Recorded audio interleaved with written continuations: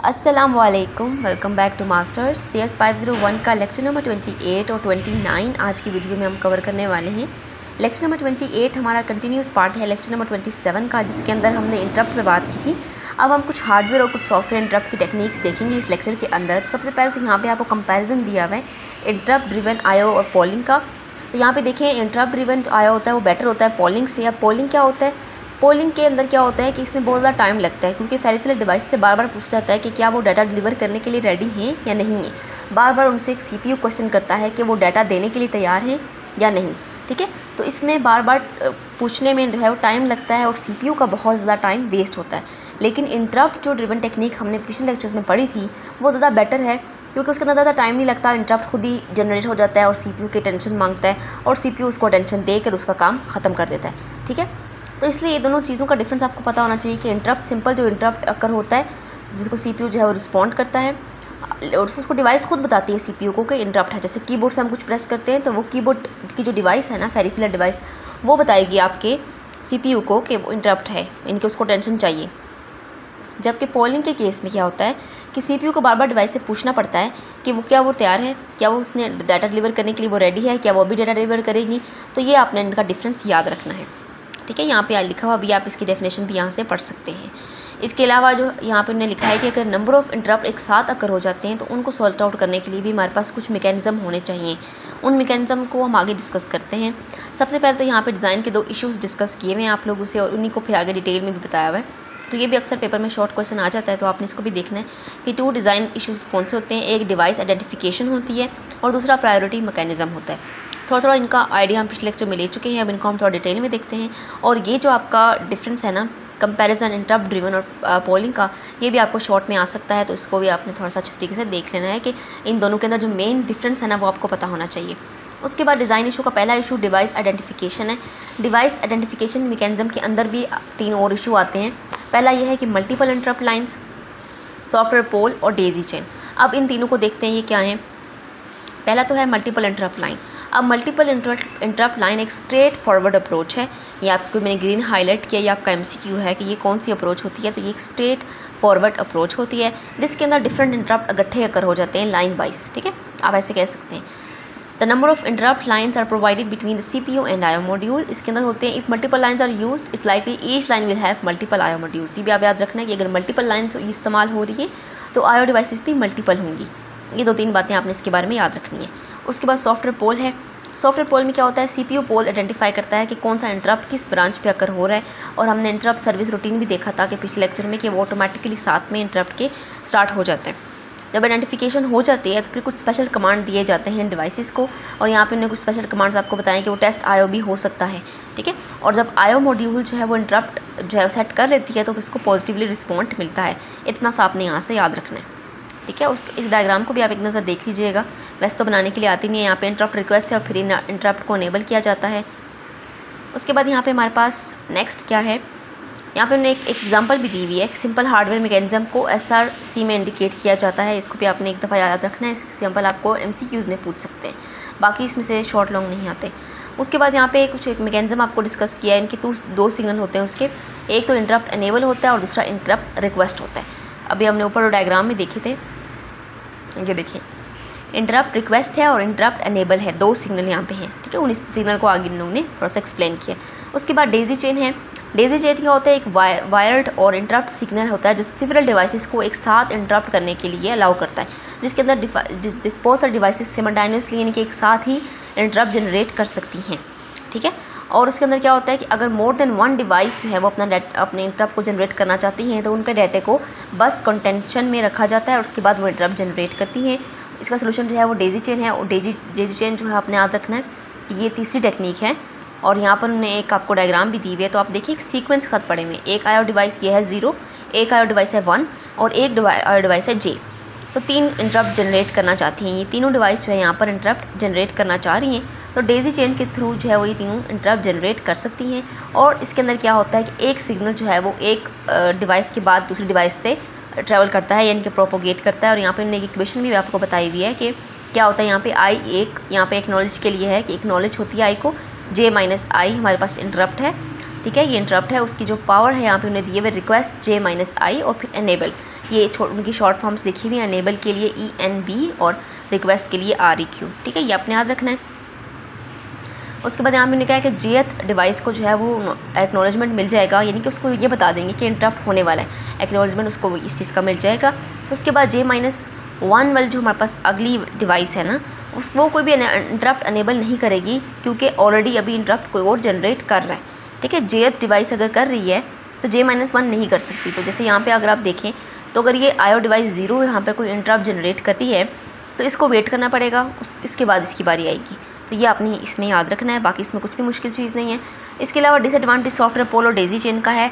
Software पोल का disadvantage ये होता है कि उसमें बहुत ज़्यादा टाइम कंज्यूम हो जाता है, ये इनका मेन डिफरेंस है। लेकिन डेजी चेन है वो ज़्यादा एफिशिएंट है। और इसका जो डिसएडवांटेज है वो क्या है, इसका एडवांटेज ये है कि ये एफिशिएंट है, और डिसएडवांटेज ये है कि जो डिवाइस CPU के ज़्यादा करीब होती है, जिसकी प्रायोरिटी ज़्यादा होती है, पहले उसको सर्व किया जाता है, और जो डिवाइस जिसकी प्रायोरिटी लो होती है वो पीछे रह जाती है, जैसा कि हमने लास्ट लेक्चर में भी देखा था। तो ये वही चीज़ें बार बार रिपीट हो रही हैं। यहाँ पे एक फैल्कन के साथ इन्होंने एक एग्जांपल यहाँ पे आपको बताई है कि आपने अगर एक डॉक्यूमेंट प्रिंट करवानी है वर्ड प्रोसेसर या स्प्रेडशीट से, तो उसके अंदर भी आप इंटरप्ट को यूज़ कर सकते हैं। जैसे आप कोई काम कर रहे हैं तो आप उसमें Ctrl+P हम जब प्रेस करते हैं अपने प्रिंट लेने के लिए, तो वो एक इंटरप्ट जनरेट होता है आपके कीबोर्ड से। यहाँ पे कुछ इन्होंने बताया है कि implication of allowing only one interrupt at a time कौन सा हो सकते हैं। नो MIs पॉसिबल उसमें होती है, नेस्टिंग इंटरप्ट पॉसिबल नहीं होते उसके अंदर। ठीक है, इसके अलावा प्रायोरिटी स्ट्रक्चर जो है वो मल्टीपल डिवाइसेस के लिए हमें चाहिए होता है। अगर हम बहुत सारे डिवाइसेस साथ एक इंटरप्ट जनरेट करती हैं तो वहाँ पे प्रायोरिटी लग जाती है कि किस डिवाइस को पहले सर्व किया जाएगा। ठीक है, और वेक्टर टेबल की यहाँ पे नीड नहीं होती है। तो इन 4 बातें आपसे पूछी जा सकती हैं शॉर्ट में, तो आपने इनको माइंड में रखना है। ठीक है, उसके बाद यहाँ पे कुछ MCQs के लिए इंपॉर्टेंट चीज़ें हैं कि ASCII कैरेक्टर जो है वो 16 bit word in falcon a memory में स्टोर करता है। ये MCQs आता है कि कितने बिट होते हैं, वो 16 बिट होते हैं। ठीक है, और कॉलिंग प्रोग्राम जो है वो ISR को इंटरप्ट सर्विस रूटीन को कॉल करता है प्रिंटिंग के लिए। पहले कैरेक्टर को प्रिंट करने के लिए प्रिंटर ड्राइवर के थ्रू ISR को पहले कॉल किया जाएगा। उसके बाद प्रिंट जो है वो एक्नॉलेज वाली की को एक्टिवेट कर देगा जब वो बिज़ी नहीं होगा, तब क्योंकि वो रेडी है तो वो एक्नॉलेज वाली की को एक्टिवेट कर देगा। लेकिन अगर आपने बहुत सारे पेज एक साथ दिए हुए हैं, या फिर आपने लेट्स सपोज आपने एक PDF को प्रिंट में डाल दिया है, तो जब तक वो PDF के अंदर अगर 30 पेज है, जब तक वो 30 पेज प्रिंट नहीं होते हैं आपका प्रिंटर बिजी रहेगा। जब तक वो बिजी है तो नया इंटरप्ट नहीं आ सकता।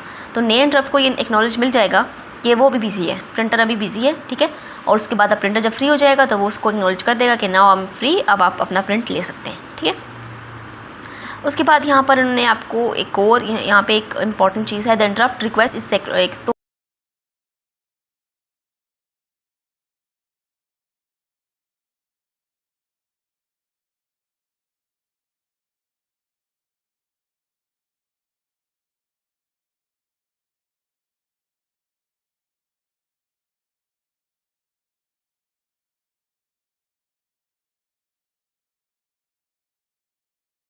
REQ को डिसेबल कर देते हैं। कब डिसेबल करते हैं ये आपने याद रखना है। यहाँ पे MCQ है कि जब करंट प्रिंट जॉब कंप्लीट हो जाएगी तब उसको एक एडिशनल रिक्वेस्ट दी जाएगी IRQ को कि वो डिसेबल हो जाए। ठीक है, और एक लाइन जो हमारे पास CPU है वो कनेक्टेड है और वो एसिंक्रोनसली रीसेट हो जाती है, और इसके अंदर R और D फ्लिप फ्लॉप भी यूज़ होते हैं। ये आपने याद रखना है कि एक लाइन CPU को किस चीज़ से कनेक्टेड होती है। ये जो है वो एसिंक्रोनस रीसेट से कनेक्टेड होती है, R से कनेक्टेड होती है और D फ्लिप फ्लॉप से कनेक्टेड होती है। यहाँ पे आप डायग्राम अगर देखें तो आपको वो नज़र आ जाएगा। यहाँ पे IA की बात हो रही है कि ये किस से कनेक्ट होती है। यहाँ पे ये एसिंक्रोनस रीसेट से कनेक्ट होती है, R से कनेक्ट होती है और फिर D फ्लिप फ्लॉप से कनेक्ट होती है। तो ये आपको MCQs में पूछ सकते हैं, बाकी यहाँ से क्वेश्चन नहीं आते। और उसके बाद है इंटरप्ट सॉफ्टवेयर। इंटरप्ट के यहाँ पे 3 सॉफ्टवेयर आपको इन्हें बताए में। ठीक है, वो देखें, डमी कॉलिंग प्रोग्राम है, प्रिंटर ड्राइवर है और ISR है। इंटरप्ट सर्विस रूटीन हमने इसको पहले भी देख लिया है, और प्रिंटर ड्राइवर में भी जब वो एक 1 बाय 1 प्रिंट होता है, वो सारी उसकी रिस्पॉन्सिबिलिटी होती है कि कितने को क्या प्रिंट करना है। उसके बाद यहाँ पर एक फ्लो चार्ट आपको दिया हुआ है, इसको आप करना चाहें तो आप कर सकते हैं। और यहाँ पे आपको असेंबली लैंग्वेज का एक प्रोग्राम दिया हुआ है। तो अगर आपको असेंबली लैंग्वेज आती है, प्रोग्राम आपके लिए ईजी हैं, तो आप ये रीड कर सकते हैं और इनको तैयार कर सकते हैं, अदरवाइज़ आप इनको स्किप कर सकते हैं। ये फ्लो चार्ट भी उसी प्रोग्राम के रिलेटेड है। उसके बाद यहाँ पर है कि कौन कौन सी एक्टिविटीज़ आपका ड्राइवर अब चाहे वो परफॉर्म करेगा। वो पोर्ट का एड्रेस सेट करेगा, ये आपके शॉर्ट क्वेश्चन है, यहाँ से शॉर्ट क्वेश्चन यहाँ से अक्सर बन के आता है। इसके अलावा वेरिएबल को सेट करेगा स्टॉप प्लस के साथ। उसके बाद वो इनिशियलाइज़ करेगा प्रिंटर को और इनेबल करेगा आई रिक्वेस्ट एन को, ठीक है, आप इसको ऐसे भी पढ़ सकते हैं। उसके बाद वो प्रिंटर ISR को जो है वो सेट करेगा by pointing to buffer to initialize counter. उसके बाद वो मेक श्योर करेगा कि प्रीवियस की जो जॉब है वो प्रोग्रेस में नहीं हो, यानी कि वो ऑलरेडी डन होनी चाहिए।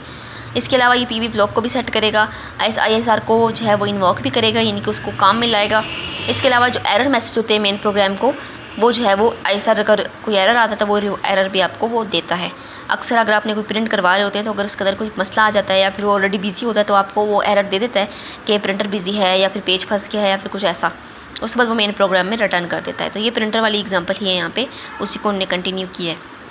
उसके बाद नेक्स्ट हमारे पास इसी का कोड है। तो अगर आपको असेंबली लैंग्वेज का कोड आता है तो आप इसको आराम से कर सकते हैं, नहीं आता तो आप इसको स्किप भी कर सकते हैं, ठीक है। तो यहाँ पे इसको मैं स्किप कर रही हूँ। उसके बाद यहाँ से एक शॉर्ट क्वेश्चन है कि जो 5 स्टोर इंस्ट्रक्शन होते हैं बिगनिंग में जो हमारे पास है, हम जिस रजिस्टर को सेव करने के लिए इस्तेमाल होते हैं, वो हमारे पास जो है वो किस एड्रेस पे होते हैं, वो टेम्परेरी के एड्रेस पे होते हैं, टेम्प पे। तो अपने वो याद रखना है यहाँ से। और जो 5 लोड इंस्ट्रक्शन होते हैं ना, at the time are used to restore the register to their original value को रिस्टोर करने के लिए 5 लोड इंस्ट्रक्शन इस्तेमाल होते हैं, ठीक है। 5 स्टोर इंस्ट्रक्शन और 5 लोड इंस्ट्रक्शन। 5 स्टोर इंस्ट्रक्शन जो है वो क्यों यूज़ होते हैं, वो स्टार्टिंग में यूज़ होते हैं आपके रजिस्टर को सेव करने के लिए। आप बस इतना याद रख लें, स्टोर से सेव याद रख लें। रजिस्टर को सेव करने के लिए 5 स्टोर रजिस्टर इंस्ट्रक्शन इस्तेमाल किए जाते हैं और 5 लोड इंस्ट्रक्शन ये तब यूज़ होते हैं एट द एंड। आपने याद रखना, ये एट द बिगनिंग है, ये एट द एंड है, और ये फाइल्स को रिस्टोर करने के लिए यूज़ होते हैं। तो ये दो यहाँ से इंपॉर्टेंट आपका शॉर्ट भी बन सकता है और MCQs भी आपके बन सकते हैं, तो उसको अपने माइंड में रखना है, ठीक है। उसके बाद यहाँ पे उन्होंने आपको एक डायग्राम भी दी हुई है, मेमोरी मैप दिया हुआ है ISR का, तो ये इंपॉर्टेंट है, पेपर में आ जाता है। इंटरप्ट सर्विस रूटीन वाला टॉपिक वैसे भी इंपॉर्टेंट है, लास्ट लेक्चर में हमने देख लिया इसको। तो यहाँ पे देखें 0 पे एंट्री पॉइंट है, जाहिर से पता सबसे पहले वो एंटर होगा। उसके बाद अगला एड्रेस पे जो है वो ISR का एड्रेस फिक्स होता है। उसके बाद उसका डेटा और पॉइंटर एरिया है। उसके बाद उसका मेन प्रोग्राम होता है, फिर उसके बाद प्रिंटर के ड्राइवर हैं और फिर लास्ट में ISR,